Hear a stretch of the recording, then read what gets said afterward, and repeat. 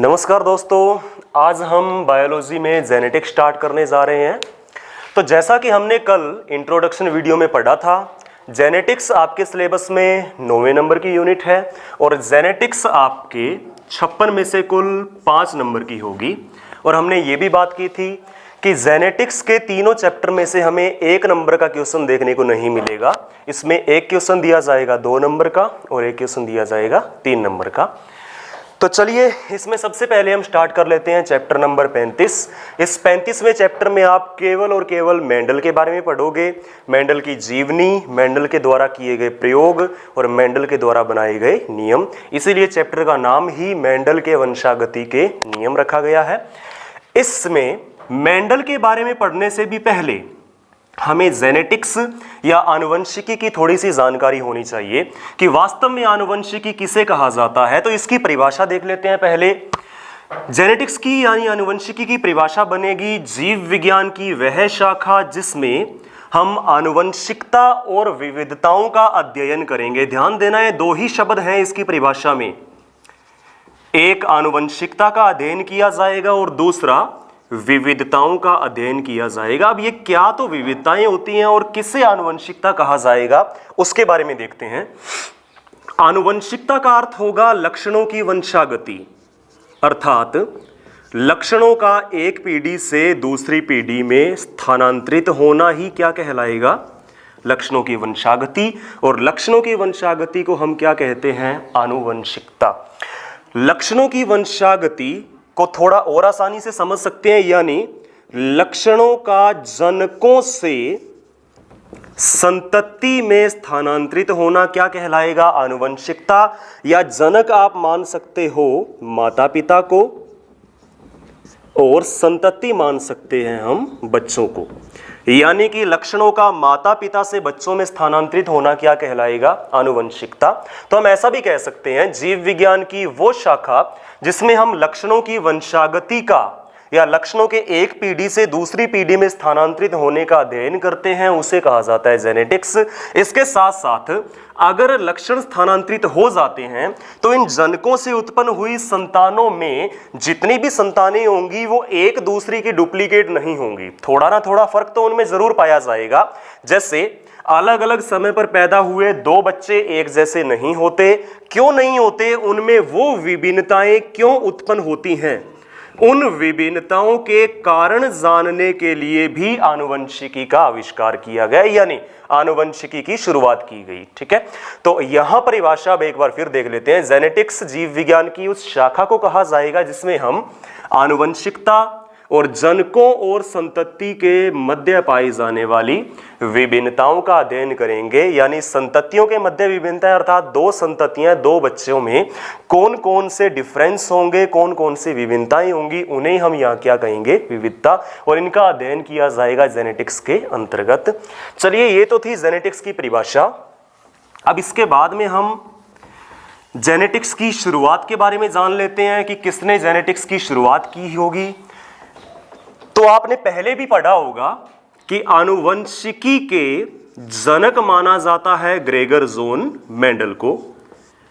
आनुवंशिकी के जनक 10th class में आप सभी पढ़ के आए होंगे कि आनुवंशिकी के जनक हैं ग्रेगर जोन मेंडल। लेकिन ग्रेगर जोन मेंडल को हम आधुनिक आनुवंशिकी के जनक नहीं कह सकते। अगर हमसे पूछा जाए आधुनिक आनुवंशिकी के जनक कौन होंगे, तो आप उन्हीं का नाम लिखोगे जिन्होंने आनुवंशिकी शब्द पहली बार दिया होगा। और आनुवंशिकी शब्द देने वाले वैज्ञानिक का नाम था W. बैटसन। तो अब आप समझ चुके होंगे कि हम आधुनिक आनुवंशिकी के जनक किन्हें मानेंगे? W. बैटसन को। विलियम बैटसन इनका नाम है। आधुनिक आनुवंशिकी के जनक। इन्होंने सन 1905 में सबसे पहले आनुवंशिकी या जेनेटिक्स शब्द का उच्चारण किया था। अब थोड़ा आगे चलते हैं। इन्होंने आनुवंशिकी की परिभाषा क्या बताई होगी? तो W. बैटसन के अनुसार आनुवंशिकी उसे कहा जाता है जिसका अर्थ हो होना, यानी टू बिकम, या फिर इसे हम कहते हैं वृद्धि होना। तो वृद्धि होना या होना, इन दोनों को हम क्या बोलेंगे? टू बिकम या टू ग्रो को क्या कहा जाएगा? आनुवंशिकी। तो आनुवंशिकी की परिभाषा हम ऊपर पढ़ चुके थे और आनुवंशिकी का अगर अर्थ पूछा जाए तो होना या वृद्धि से होगा। ठीक है, इसके बाद में आगे बात कर लेते हैं। इस चैप्टर में मेंडल के प्रयोग पढ़ने से पहले हमें मेंडल की जीवनी के बारे में थोड़ा सा पढ़ना होगा। तो अब हम टॉपिक ले लेते हैं मेंडल की जीवनी। मेंडल का जन्म कब हुआ होगा, उनकी मृत्यु कब हुई, उन्होंने कौन कौन सी उपलब्धियां हासिल की, उनके बारे में बात करते हैं। तो अगला टॉपिक है हमारा मेंडल की जीवनी। सबसे पहले इसमें मेंडल के जन्म के बारे में बात कर लेते हैं। मेंडल का जन्म हुआ था 22 जुलाई सन 1822 में। इनका जन्म एक गरीब परिवार में हुआ।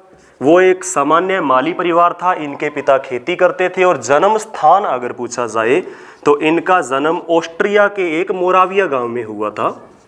ध्यान देना, अब ये मोराविया गांव ऑस्ट्रिया का नहीं बल्कि चेकोस्लोवाकिया का हिस्सा माना जाता है। आपकी बुक में दिया भी गया है, 10th की बुक में आपको थोड़ा अलग मिलेगा। वहां पर इनके जन्म स्थान को हेंजेंडोफ प्रांत का एक सिरिसियन गांव बताया गया है, लेकिन हमें अपनी ही बुक के अकॉर्डिंग चलना है। तो हमें गांव कौन सा लिखना होगा इसमें? मोराविया, जो अब ऑस्ट्रिया का नहीं बल्कि चेकोस्लोवाकिया का हिस्सा है। ठीक है, अब इन्होंने अपना बचपन अपने घर में ही पिता के साथ खेती करते बिताया।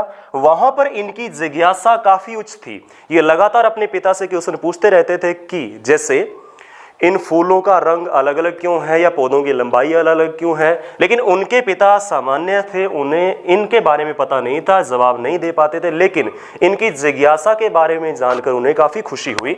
वो इन्हें आगे काफ़ी पढ़ाना चाहते थे, लेकिन ऐसा हो नहीं पाया पैसों की कमी के चलते। फिर भी उन्होंने इन्हें स्नातक की डिग्री प्राप्त करने में कुछ हेल्प की।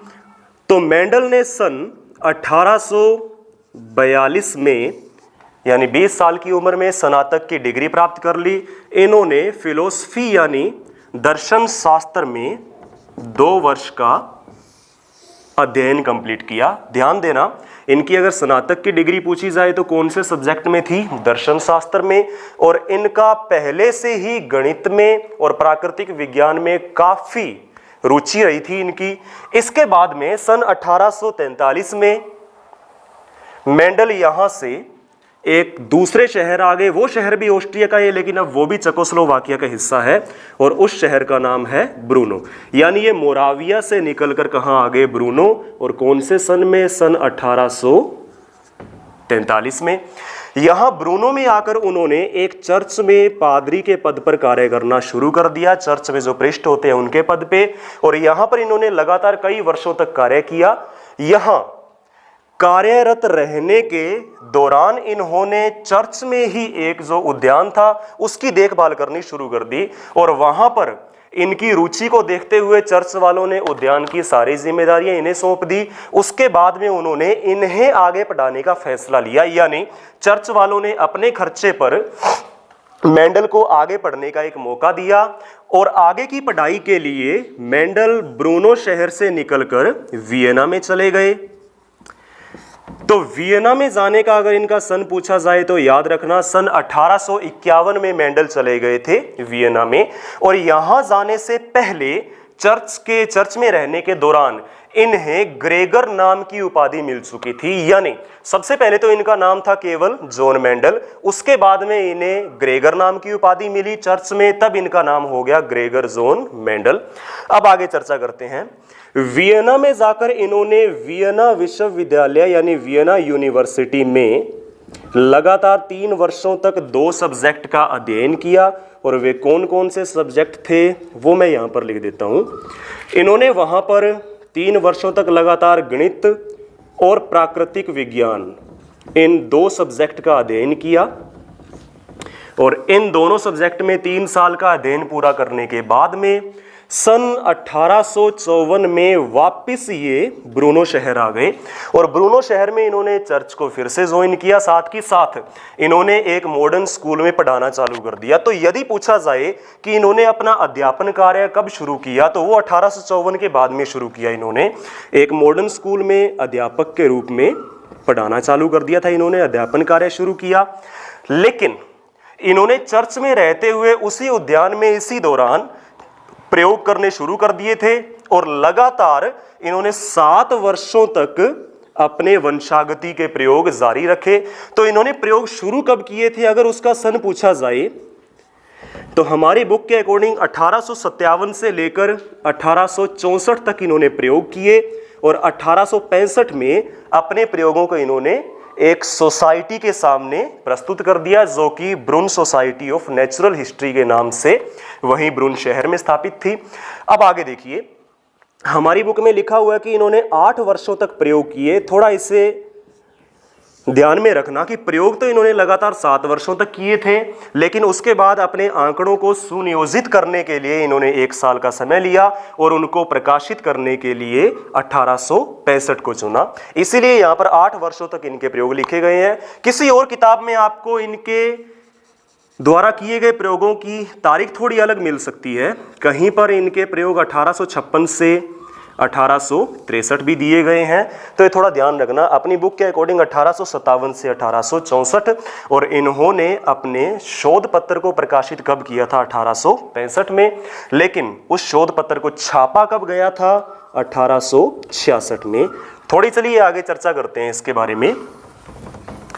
मेंडल ने अपने प्रयोगों के दौरान एक अवधारणा प्रस्तुत की थी और वो अवधारणा जरूर पूछी जा सकती है हमसे फाइनल एग्जाम में, तो थोड़ा ध्यान दीजिए। उस अवधारणा का नाम क्या था? इन्होंने उसे आनुवंशिकी की इकाइयां कहा। आनुवंशिकी की इकाइयां, लेकिन थोड़ा ध्यान दीजिए, ये इसका एक थोड़ा सुधरा हुआ रूप है, क्योंकि ये तो आनुवंशिकी के बारे में जानते नहीं थे, तो इन्होंने इस जगह पर जो शब्द इस्तेमाल किया था वो क्या था? वंशागति। तो इनके अनुसार लक्षणों की वंशागति की इकाइयां क्या होती हैं, उन इकाइयों के बारे में इन्होंने बताया और ये कहा कि प्रत्येक जनक में कुछ कारक पाए जाते हैं और वे ही कारक आगे चलकर उन लक्षणों को जनक से संतति या बच्चों में ले जाने का कार्य करते हैं। अब कारक का अर्थ क्या होगा? आज आप सभी जानते होंगे कि कारक वास्तव में जीन थे, लेकिन मेंडल जीन शब्द से परिचित नहीं थे, इसलिए उन्होंने इसके लिए शब्द कौन सा इस्तेमाल किया? कारक।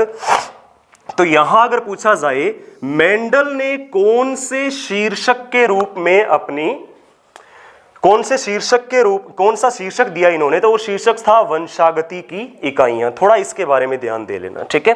और वंशागति की इकाइयां जब पूछा गया तो मेंडल ने उनको नाम दे दिया था कारक, यानी कारक ही वो चीज है जो लक्षणों को एक पीढ़ी से दूसरी पीढ़ी में ले जाने का कार्य करते हैं। अब थोड़ा आगे बढ़ते हैं कि इन्होंने किस समय अपने प्रयोगों के आंकड़े किसके सामने प्रस्तुत किए। तो 1864 तक लगातार प्रयोग करने के बाद में सन 1865 में मेंडल ने अपना एक शोध पत्र लिखा और उस शोध पत्र को ब्रुन शहर की ही एक सोसाइटी के सामने प्रस्तुत किया। उस सोसाइटी का नाम भी काफी इंपॉर्टेंट है, Brun society of natural history. Brun society of natural history, जरूर याद कर लेना इसे आप। तो Brun society of natural history के सामने इन्होंने 1865 में अपना शोध पत्र रखा। उन्होंने मेंडल को शोध पत्र पढ़ने के 2 मौके दिए जो हमारी बुक में लिखे भी गए हैं सन के अकॉर्डिंग। तो 1865 में इन्होंने 1 महीने के अंदर ही अपने शोध पत्र को 2 बार पढ़ा, लेकिन इनके शोध पत्र में ज्यादा वैज्ञानिकों ने रुचि नहीं दिखाई, इसीलिए इनका शोध या इनका शोध कार्य वहीं पर रुक गया। लेकिन फिर भी इन्होंने थोड़ी कोशिश की, जिसके कारण सन 1866 में इनका शोध पत्र ब्रुन सोसाइटी ऑफ नेचुरल हिस्ट्री की ही एक वार्षिक पत्रिका में प्रकाशित कर दिया गया। तो वार्षिक पत्रिका में प्रकाशित होने का सन कौन सा होगा? 1866। लेकिन वैज्ञानिकों के या असेंबली के समक्ष शोध पत्र पढ़ने का कार्य मेंडल ने कब किया था? 1865 में। इसके बारे में थोड़ा ध्यान देना, ठीक है। इसके बाद इनका जब शोध पत्र प्रकाशित किया गया तो वहां पर भी एक क्वेश्चन बनता है कि शोध पत्र कौन सी भाषा में प्रकाशित हुआ। तो इनका मूल शोध पत्र तो कौन सी भाषा में होगा? जर्मन भाषा में, लेकिन उसका बाद में इंग्लिश में अनुवाद कर दिया गया। हम दोनों नाम लिख लेते हैं, जर्मन भाषा का नाम और अंग्रेजी का नाम। ध्यान देना, अंग्रेजी में अनुवाद उसका काफी समय बाद में किया गया था। तो इसका नाम रहेगा वर्श्यू ओबर फ्लेंजन हाइब्रिडन। नाम काफी अजीब है लेकिन याद करना पड़ेगा आपको, वर्श्यू उबर फ्लेंजन हाइब्रिडन। वैसे तो एक नंबर के क्वेश्चन में तो आने वाला है नहीं, लेकिन किसी बड़े क्वेश्चन में ऐड होकर जरूर आ सकता है ये। और अंग्रेजी में इन्हें कहा गया experiment in plant, experiment in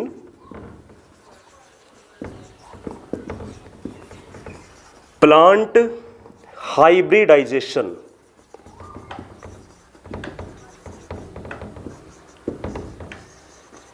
experiment in plant hybridization यानी पौधों में संकरण के प्रयोग। चलिए हिंदी में अनुवाद कर दिया हमने, पौधों में संकरण के प्रयोग।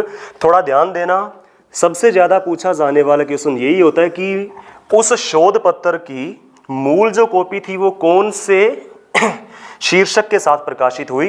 तो वो जर्मन भाषा में शीर्षक था वर्श्यू ओबर फ्लेंजन हाइब्रिडन। ठीक है, इसके बाद में आगे चलते हैं।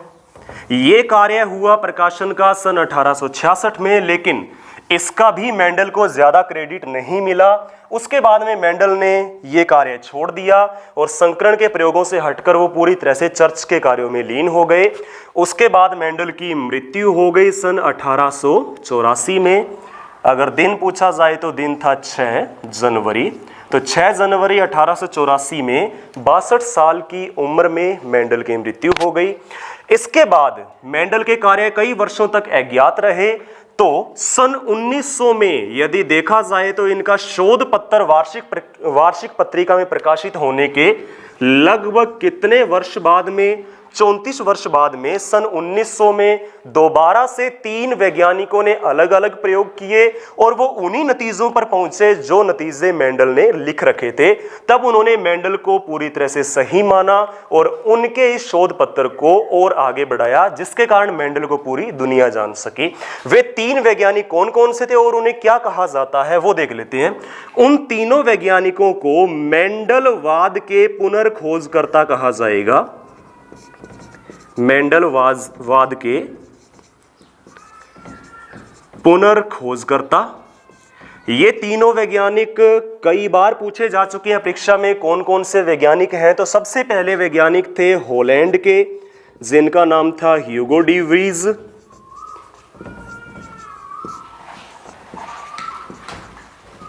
दूसरे वैज्ञानिक थे जर्मनी के, जिनका नाम था कार्ल कोरेंस। और तीसरे वैज्ञानिक थे ऑस्ट्रिया के ही, जिनका नाम था एरिक वॉन शेरमेक।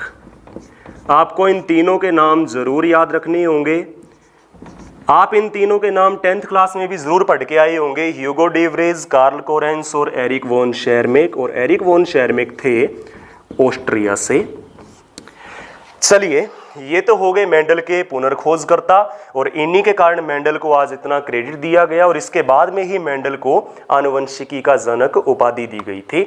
ये तो हो गया मेंडल की जीवनी के बारे में। अब हम अगली वीडियो में चर्चा करेंगे कि मेंडल ने मटर के पौधे का ही चुनाव क्यों किया होगा अपने प्रयोगों के लिए और उन्होंने मटर के पौधे में कौन कौन से लक्षणों को चुना, वो 7 जोड़ी लक्षण कौन से थे, उनके बारे में चर्चा करेंगे। Thank you so much.